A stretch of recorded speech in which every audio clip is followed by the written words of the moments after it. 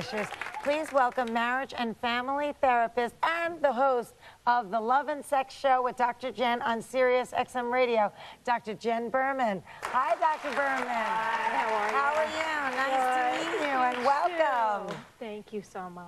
So, you know, I'm glad that you're on because I feel like I'm really now beginning to get in touch with the fact that the relationship that I had as a child with my father was very significant in how I've picked all my intimate relationships with men ever since that. Of course. It was a great relationship and I felt that he loved me, but sometimes he would get moody. Sure. And so I've been trying to master that relationship my entire life with every man that I've ever been with. Why do I keep perpetuating that? Well, see, the way it works is that our unconscious doesn't know the difference between past, present, and future.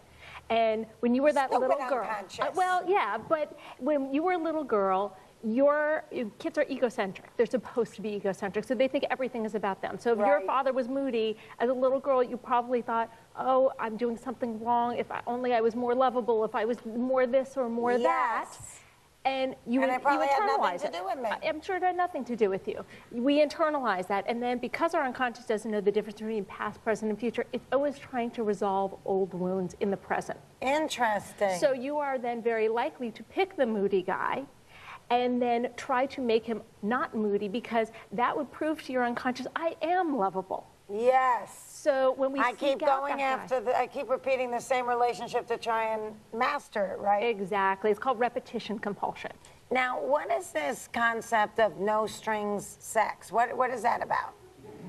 Well, no strings sex is sex without commitment, without relationship, and if you can have no strings sex and you're clear, and you're clear, look, this is just sex, and then I'm done with it, well then cool, more power to you, to adults, to consenting people, hey, that's cool. But the problem for women with no strings attached sex is that we tend to become attached. That when we have sex, especially if we have enough sex and it's good enough sex, our brains release oxytocin, which makes us bond. It's the same stuff that is released when a woman breastfeeds that makes her bond with her baby. So there's a real biological reason why, you know, in the morning you're like, oh, I feel so happy and in love. Exactly. And he's like already out the door. Exactly. Now, what is your thoughts on this whole pheromone thing? Because we started it at the beginning, and then Charlie Shaughnessy came and took us off in a different direction, which I'm thrilled about because I love him.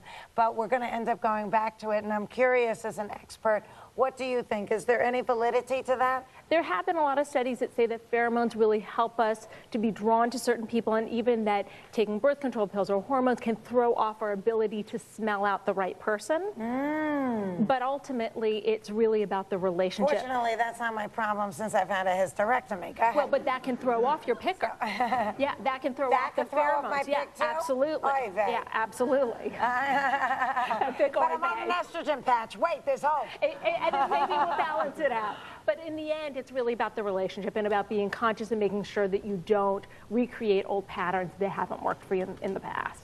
Well, I have to say, I really appreciate you coming onto the show because you're really smart, and I love this idea of separating out my conscious state and then my unconscious state who has no sense of time. I've never heard any doctor say that to me before, and it really does help spatially to realize that I have to constantly on a conscious level keep telling my unconscious that that's in the past. And stop trying to, you know, heal that old and just live in the present and be conscious. Exactly. Well, thank you. You're wonderful, and I really pleasure. appreciate it. Thank you so much.